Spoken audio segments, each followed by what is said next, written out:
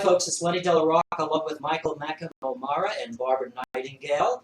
We're here today with Denise Duhamel and Julie Marie Wade in advance of the upcoming Miami Book Fair, the 2019 Miami Book Fair, where Julie and Denise will read from the Unrhymables, their collaboration in prose. And Barbara's going to go ahead and take it from here and talk with Julie and Denise. Great, wonderful. That reading you just gave was just terrific. Thank you. So, speaking about the Unrhymables, what gave you the idea for that book? Well, I can say Denise gave us the idea for the book, but we didn't know it was going to be a book. But a long time ago, after my first year at FIU, I think summer 2013, I had just taught a wonderful book by Amy Krauss Rosenthal called Encyclopedia of an Ordinary Life. And it's a very interactive kind of text. And in the margins, she'll invite readers to do things and then mail them to her, directly mail her site. Sadly, she's since passed away. And she was just like a luminous literary presence. And she had a passage that said, please, writers, poets out there, tell me something new about the moon. I want to see the moon in a new way. It's kind of a hackneyed, there are so many descriptions that are hackneyed of the moon. Give me something fresh. And I think Denise was in Portugal at the time teaching, and I wrote to her in the summer and I said, hey, this is a really cool prompt. We should do it. But I meant like we should each write a new innovative description of the moon and send it to Amy. But Denise thought I meant let's write it together. And so she wrote back like an hour later and with the first line.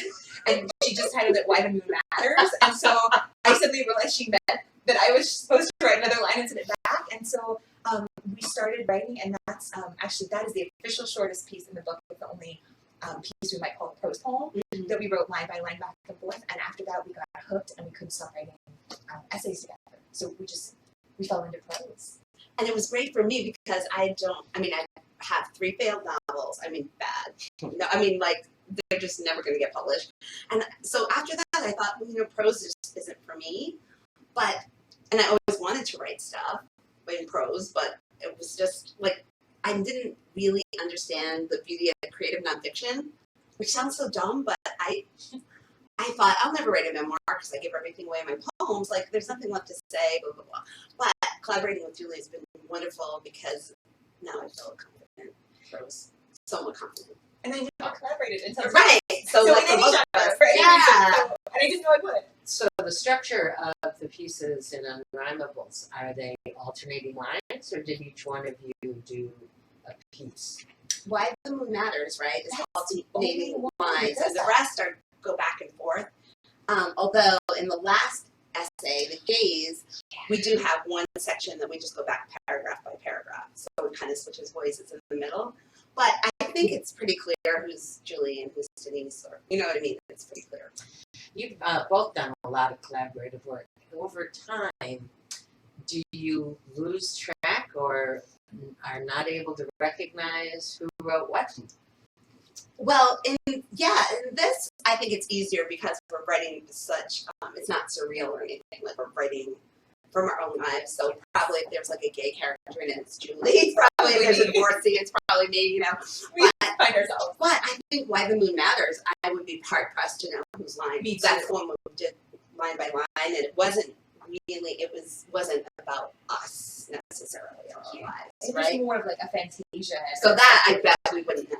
I don't think we would. And the same when we wrote, it's not in this book, but we recently wrote a piece for Lynn Barrett's Making Good Time, an anthology, and it was just about driving on 95 and things we saw, and we did have, I'm not sure. We had a hard time. Yeah. Like, going back and we had spliced sections together. So it's hard to know who wrote what for that. How many drafts did this book go through before you were satisfied with the final piece? Well, I think that's a really hard question, right? Yeah, because we would revise, right, before we sent it out, and then sometimes the magazine would be like, oh, take out that, so we would revise again. Yeah. And then when we put it together, it was mostly the order, right? They were all, I think they were all already published by the time we realized, we have accidentally written a book.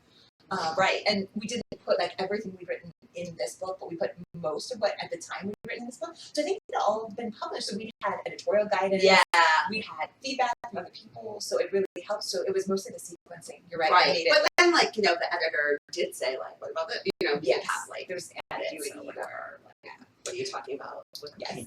Usually me. If times changed, right? Like, you know, because a lot changed. We were writing this, you know, when it was still, a lot of this was, I think all of this was still Obama era. Yeah. So our next project will certainly reflect different changes since 2016. Right. Yeah, that was my next question was how long did this book take to come together? Or how long a period of time did you start writing?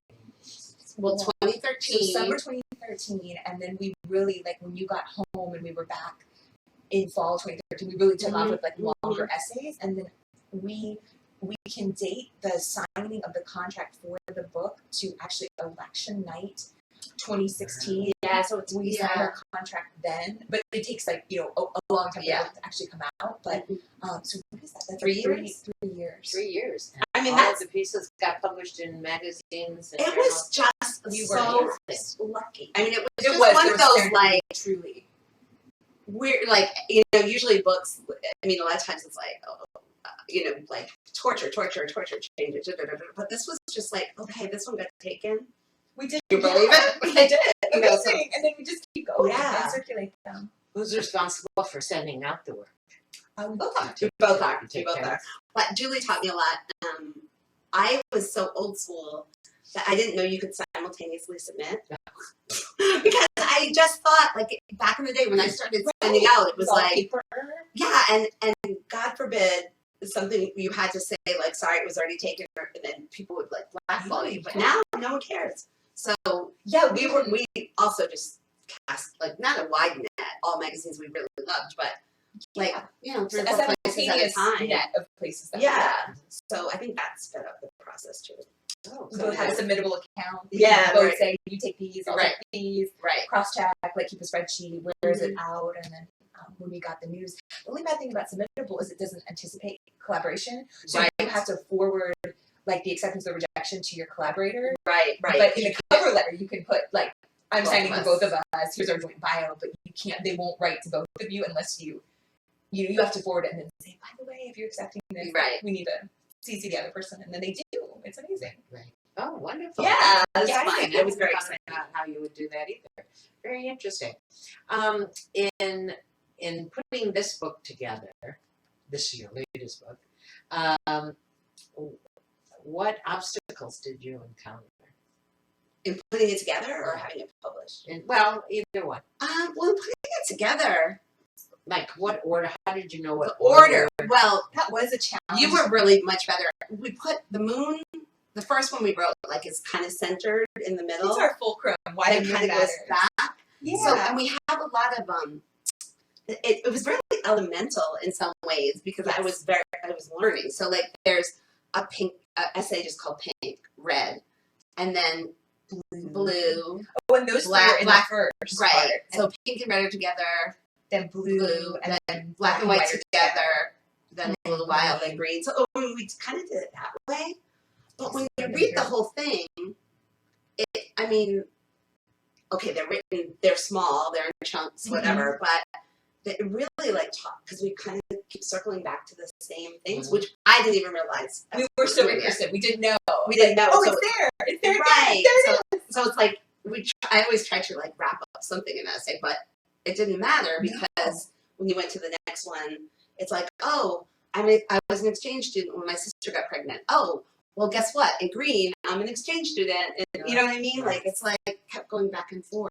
And the state with the prettiest name, which is the quote from Elizabeth Bishop referring to Florida, that was the first time I ever wrote about Florida. Yeah. And I wouldn't have written about Florida without Denise, because you've been here since 1999, but I didn't come till 2012, so it was like the first time I had been in a sustained writing dialogue about what is it like to actually live here in the state with the prettiest name. Right. And then, and I have to say, so then when we finished ordering the project, it starts with threshold, makes sense because you cross the threshold into the book, and it ends with the gaze, which is an 11,000 word essay, so it's kind of massive, and it felt like it should go at the end because it pulls through a lot of the earlier threads. But then Denise had this idea, like after we ordered it, probably this was like summer 2016, since we were, but it could have been earlier, but I'm thinking it was the summer. And Denise said, we need something else, like, because we published the pieces or contracted to publish all the pieces. And it was like, what could be like a bonus for someone who gets the book where they couldn't just track down all the pieces somewhere. And so she had this idea that we can make a glossary of all the women and girls who appear in the entire book, which turned out to be a huge undertaking. Yeah, It's I like wouldn't a recommend 70-page it. glossary, but I'm so glad we did it now. Glad we did it But too. we went back and forth, so We had to go through every Yes. essay, so it's just like And it's- every woman mentioned, every girl mentioned. yes, and it's real and imagined. So Real every and imagined. character, Yeah. like Red Riding Hood, Cinderella, Yeah, and we divvied them up and we did mini bios in the glossary of of each of one. those. Wow. How Yeah. interesting. Oh, and then we had another challenge in that. Do you remember that we took the words from our The not two zigzag, characters, yeah. the word problems, the 26 words that we used in the ABCDarian essay, we tried to use them in the descriptions Yeah, so that we would have, so like you've experienced these words before, but now they're back. right. I should have started with the glossary. Yeah, no, in a way. Yeah. Yeah, Yeah. That would you be like, got it. all of these women and girls will appear. Yeah, Yeah. and some are just like our friends, others are like Betty Friedan or whatever, you know. Right, right, right. Exactly. Oh, that's terrific. That was brilliant. And Yeah, it it was like all born- summer. Born like whatever year, died whatever year, you know, Or still with us, alive, or yes. they're a cartoon or something. Interesting. Yeah. So, what do you look forward to next in collaborating? Have Yeah. you started something? Yeah. Yes. Yes. Yeah, so who's gonna start You with can do it. You can do it. Oh, You're okay. more tech- Well, about so this. we thought about the elemental, like this book has a lot of like breaking down words to their like sort of constituent parts. Like the word problems one is 26 words where we each gave each other a word, but in alphabetical order and wrote associations back and forth. And so we thought maybe numbers like are another elemental, but I always like it when people who are not by training mathematicians are using numbers in ways that might be interesting. So we've been writing all these different essays that what unites them is that they all have a number in their title, and that number is part of how the essay is structured. So like one of the first things we did was 42 ways to throw a party, Yeah. and that was You would so like that one. fun. It was just fantastic, and that was one of our short like limit ones. Right, And I it was was like like- 50 words or something. Right, and right. so fast. It was like every kind of party we could think of, and it turned out there were 42. Mhm. Like search party. Yeah, right. It It got got all the kinds of parties. Yeah. And then 31 favors instead of 31 flavors. Yeah. So like all of them kind of play on something. Right. 16 forecasts was our weather one. Oh, Yeah. and 13 superstitions. Yeah. Oh, great. Which was so much fun. Like we just been Yeah. having a blast, and we can't stop. And it's still like the idea, I mean, even though like the container sounds like fun, I mean, it is fun, but like it's still so much room to get like serious analysis in. Right. You know what I mean? Like Absolutely. you can write about what you're going to write about probably, but like the prompt, it's almost like giving yourself a little prompt along the way. So, will these be prose poems as well, or are these? Essays, I think. they're I think so. They're essays. They're long. Yeah. They're meandering, long. and then we have maybe within some of them like we'll set like 250 words per section, or Yeah. 200 words per section to vary in length, but then the whole thing gets into the thousands. of Oh, so words. you have found your prose voice after. Yes. Yes. It's great, but it's not fiction. I always thought I wanted to write fiction, and now I have no Oh, desire but anymore. life is so much stranger than Yeah, right. And you can just write what happened in a discursive way instead of like, oh, I need a plot. Right, because it Right. turns out cyclical writing, like it's thrilling without Yeah. necessarily making the witches happy. Right. Does writing collaboratively increase your own productivity for your singular work? Or does it take up too much time and you're focusing more on the collaboration and not producing so much? No, I think it's like a really good adjacent situation. And a lot of times it's like, you know, if well, you know this as a writer, right? You're like, oh, I gotta do this. But oh wait, there's my dog. Oh wait, maybe Yeah. I should cook these cakes or whatever, you know? Yes. But if you are like, well, Barbara and I collaborated on just one poem, but it was about our chakras. We should do more. It was about our chakras, and it was like if we did it in the car, writing it out loud, which And was like driving. totally different. Which And she's writing it. That's a totally different which I way. totally We've never different. even tried I that. know, That's and that's probably why we haven't done another one because we haven't been on like a long our road long trip. trip. But this idea, like if you're writing with someone else, because I've written a lot, you know, with Maureen and I have some of that. other people, right? So I always like if someone sends me something, that becomes like a priority because I would never want another writer to just sit there waiting. So Yeah. for me, it's like fun. I mean, I think it actually helps my own writing. I mean, and I think so because it's like I'll always have time to answer like Julie's, 100 words about this. Okay, I'm on it. But if I'm working on a poem, it's easy to go later. I'd like to jump in on that Sure. one. In relation a little bit, does writing the essays and the prose affect or change the way you write a poem? Does it bleed into the poetry? Does it affect it in any way when you're writing a poem?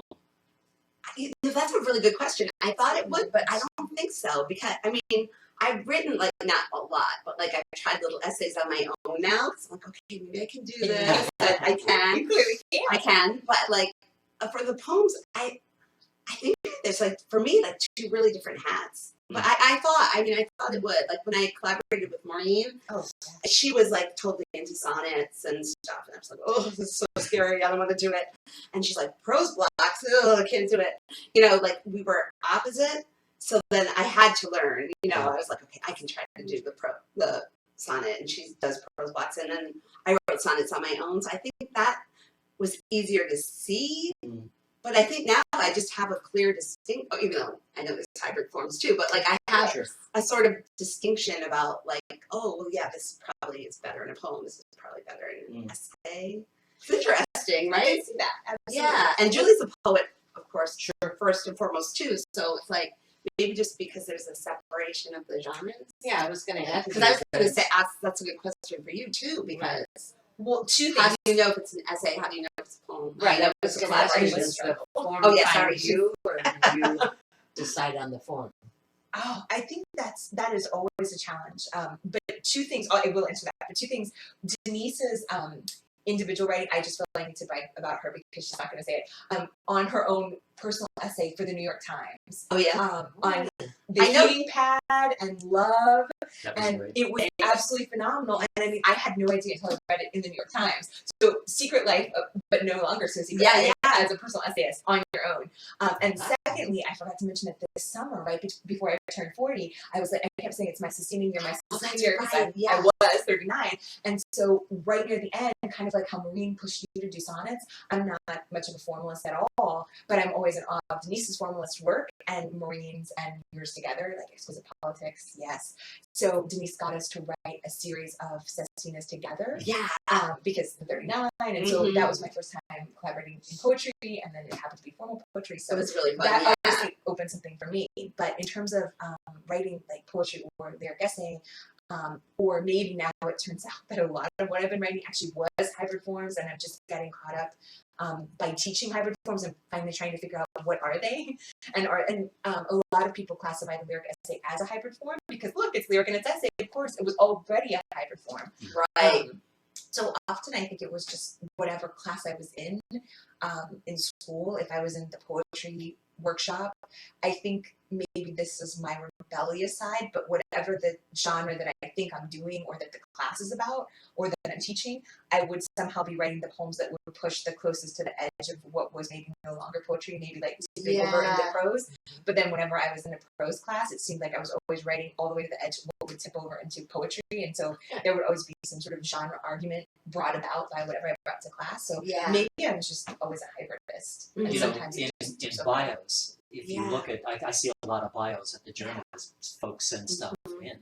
And if you look in their bios, a lot of poets are not saying, I've had poems in, or I've had essays, or I've had whatever in.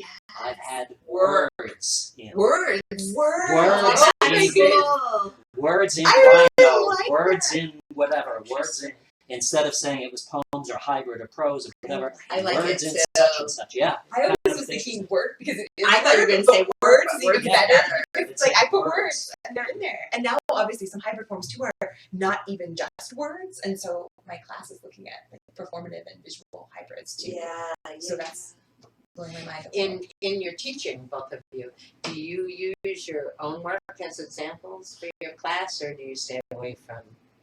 No.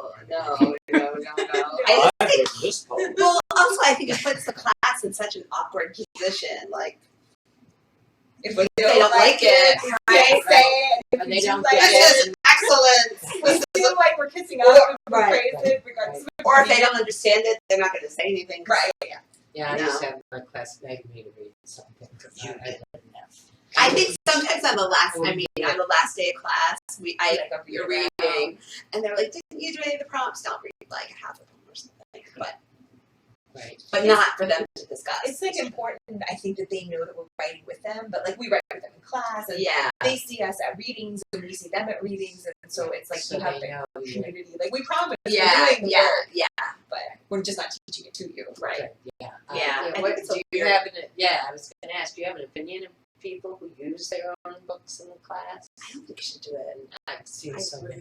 You have? Oh, yeah. I always heard Long that ago. it's common in like business, or when people say like, I wrote the book on molecular biology. Yeah. So maybe if you did like write the book on something that has some kind of like clearly defined, like it has an answer, like this is how you solve for X or something. Maybe if you did write the book on algebra, that would be useful to your students. Like they would trust you more. But since I think that they know that we're still doing the work, like I think we still have the trust. The awkwardness of like, hey, And they'll come to reading. Right, I but mean, now they they can, can Google you and see everything. Yeah, that's right. also true and weird. But you find out that they already did. Yeah, You right, wrote a different class, exactly. and then they know. And then, Right, yeah. And they look up your bios. Yeah, of course. Yeah, of course. What are your favorite topics to write about? Do you have favorite topics? Yeah. I mean, it's feminism all the way. Yeah, anything, right? Like body image. Well, just memory, violence, Yeah, sexuality, gender, expectations, the cultural expectations. For sure. Life. Yeah. That's right. Life, In a nutshell, it's just life. Life and politics, what we encountered. Describe your process. Okay. So You go. Well, like we'll have an idea, right? So like Julie came up with the colors, right? So then it would be like 100 words, 500 words, whatever, just associated with the colors. So one of us would start 500 words, let's say, send them to Julie. Then Julie does 500 words, send them back to me. And usually we know ahead of time, right? Like how many sections, like there's like a lot of discussion before it happens, which I think is really, I've never done that really in poetry. Like, like it's true. Right. So that it has a clear parameter. So we're not just like, Because we could technically go on forever and it could be a shapeless mass. Yeah. Yeah.